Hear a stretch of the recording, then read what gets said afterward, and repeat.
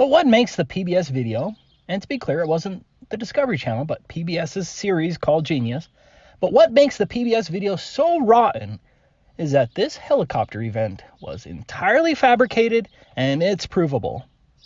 I made a video on it a while back. Remember, PBS claimed that the helicopter descended behind the curvature and then came up from behind the curvature of the Earth back into view of the telescope.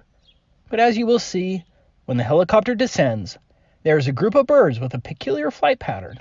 And then when the helicopter subsequently ascends, the same birds appear and in the same exact flight pattern. Not only that, the waves match as well. Only the image of the helicopter changes, meaning that the helicopter video was added.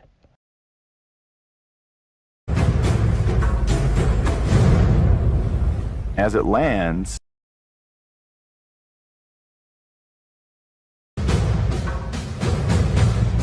I got him.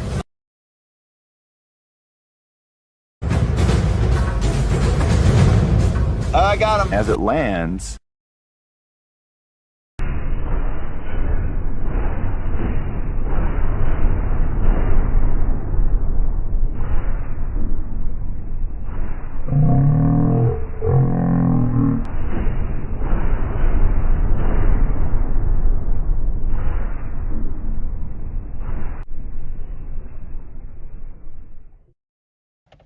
Without question, PBS lied and faked the curvature.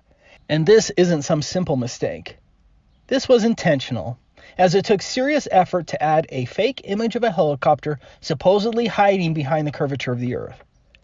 Why would PBS lie about the curvature?